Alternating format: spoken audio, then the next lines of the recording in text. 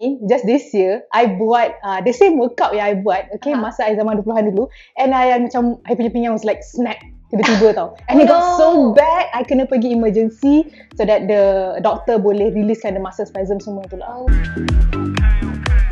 Okay. Okay. Okay.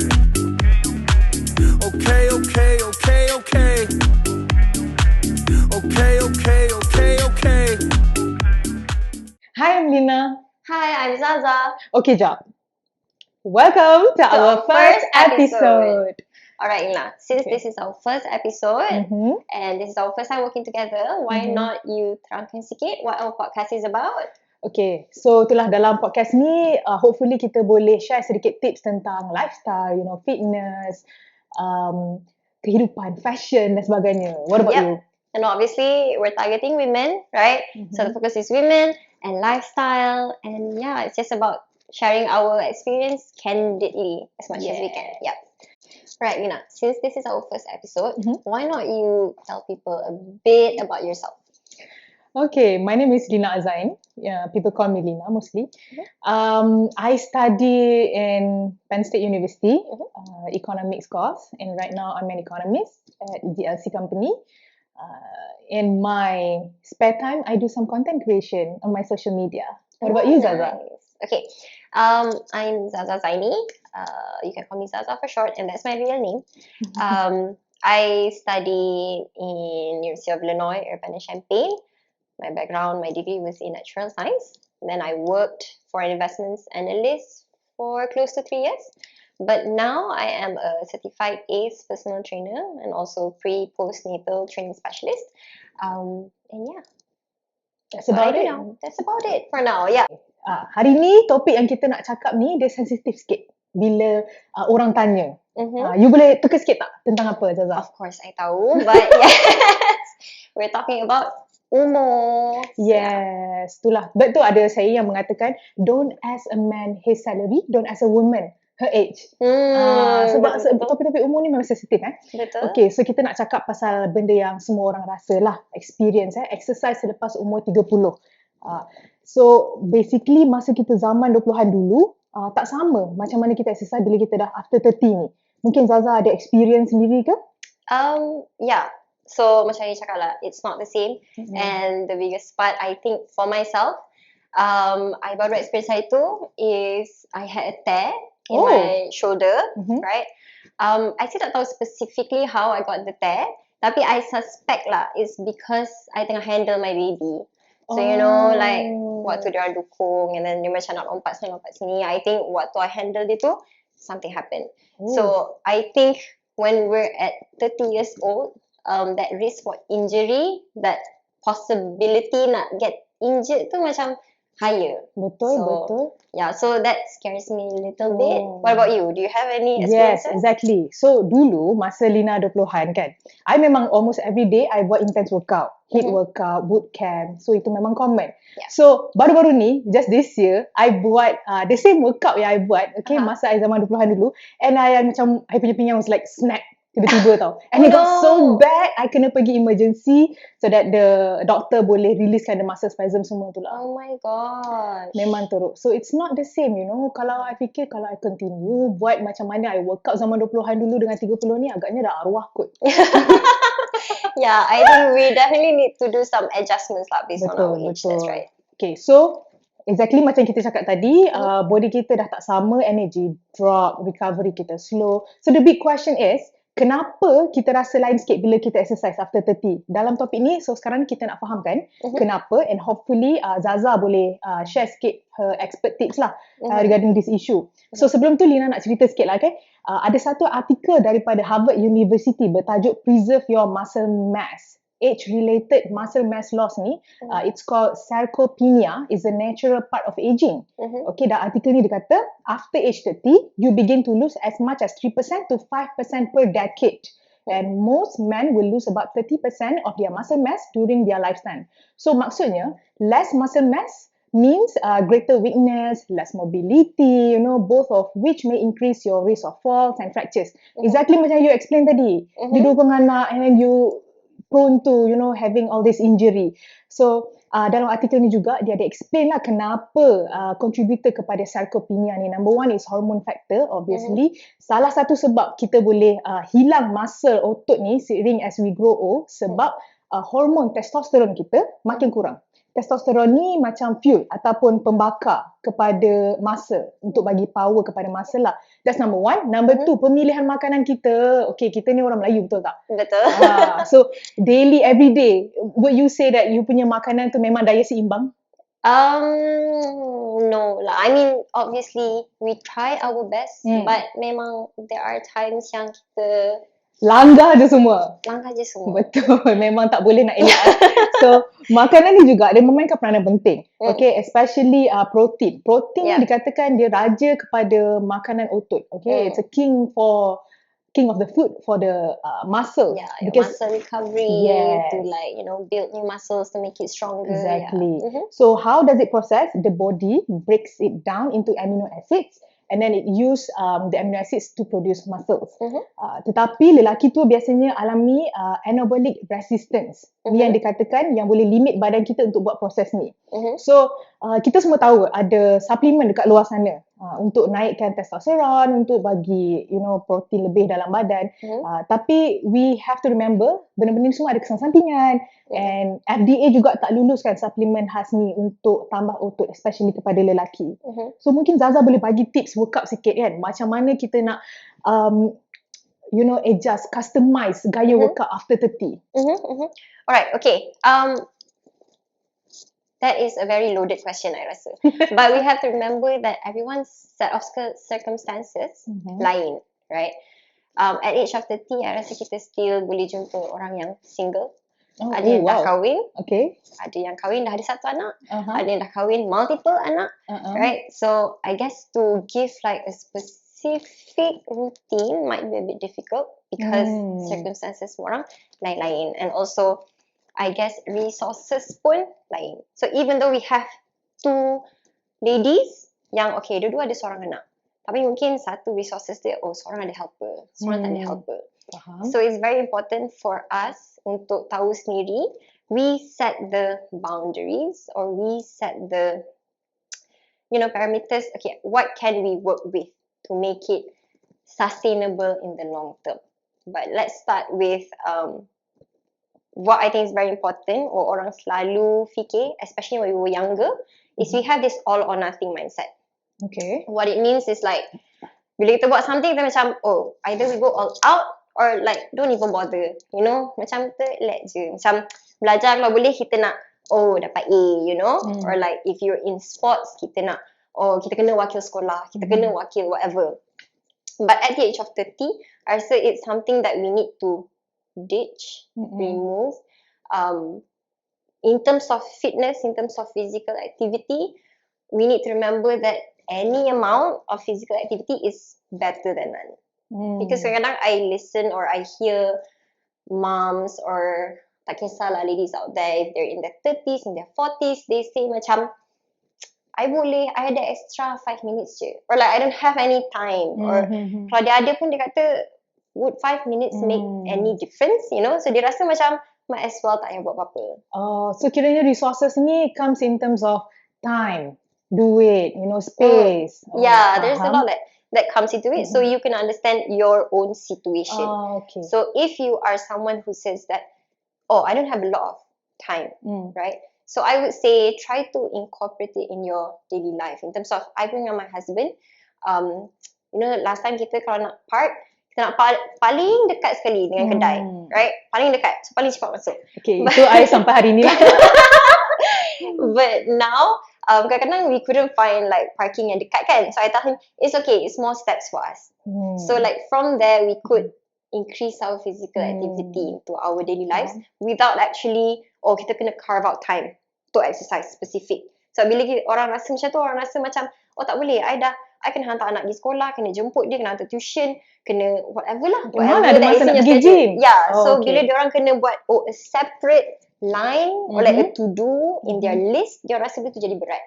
So try to figure out ways yang dia jadi part of your day, right? Awal-awal ni lah when you say it's difficult. And then I think another thing that is important is getting like a accountability partner somewhat. And again, we don't want to ignore people yang single, right? So it could be your adik-beradik, your family. It could be a best friend. Okay. Yang Macam workout buddies lah. yeah, like workout buddies. But if you're married, then I definitely recommend getting your family as part of the activity. Macam like go for a walk kat taman ke, memang ajak your husband, bring your kids along, and like there's so many benefits by doing that. One time you dapat quality time, right? And then second, for kids, I rasa it's very important for them to feel like, oh, physical activity or doing benda-benda yang kita rasa kadang-kadang macam memenatkan ni should be part of our daily lives. Instead of just like, oh, duduk rumah, watch TV and stuff like that lah. So betul, that's going to be hard for me. Because okay, satu, my husband doesn't like join me when I do workout most of the time. Okay, because he find it very tiring. And also we have separate schedule. So I work 9 to 5. My husband work on his own free time. Okay, and our workout activity differs very, very much. okay. Okay, I enjoy workout in class. You know, fast momentum. Ramai-ramai ada cikgu yang push you. Tapi dia suka workout in slow pace. Angkat dumbbell sorang-sorang depan cermin macam tu. So it's going to be very different. But yeah, I understand your point of view. You know, having those workout buddy works. That actually reminds me of a very interesting research. Okay. So basically dia kata improving your own fitness will directly impact your spouse punya fitness. Oh. Okay, so there's actually research on this. They compare couples and they kata in terms of exercise guidelines, the American Heart Association punya recommendation is you need to get at least around 150 minutes of moderate intensity activity per week. That is like jogging or brisk walking or cycling, so moderate activity. 115 activity. 150 minutes. Minutes activity. Yes, Okay. betul. So if you break that down to 5 days, around 30 minutes a day lah. Or you can do vigorous activity for at least 75 minutes a week. So kalau you buat HIIT, maybe it's just 3 sessions of 25-minute workouts, right? So that's the guideline. So for that research, dia kata kalau the wife follow that recommendation, then the husband is 70% more likely to also lead a healthier lifestyle. Yeah. Tapi if it's the husband, right? If it's the husband yang follow that guideline, the wife is only 40% more likely to follow a healthy lifestyle. Faham. So I think that shows that as women, we need to be that driving factor yang macam okay, kita sendiri kena rasa okay, we need to lead this healthy lifestyle. Okay. And most probably your husband akan follow. We'll follow along. And then if you have the kids, I think automatically because both your parents dah nak lead healthy lifestyle kan. So your activities will obviously will include your children. Why perempuan tak macam tu bila husband fit? Maybe sebab kita kadang-kadang macam we're just like I tak nak. Faham. Kan, you know, betul. sometimes we're just like Betul. oh, I want to do something else. Betul. But obviously perempuan pun kena workout juga. So Tapi itu ada extra benefit lah because you can have that extra push untuk your partner. betul. Actually, I boleh relate lah dengan experience ni kan. Recently, I buat meal plans. So, I dah go along for about 2 weeks makan sihat ni. Then only my husband nak follow for the 3rd week. Faham. Yang penting dia follow. Yang penting dia follow. Walaupun lambat. Walaupun tak ada progress tu, kita tak tahulah. Okay. So, thank you so much Zaza. Maybe you ada tips untuk nutrition dan recovery. You know, like we said, after 30 kan kita punya masa dah tak sama. So, macam mana nak go through that process? Bila kita dah first workout macam, sakitnya masa, sakitnya pinggang. Nak turun tangga pun sakit lah. Lepas tu kita terus macam, okay, dah tak ada semangat lah, dah tak ada motivation. So, how to go through that phase?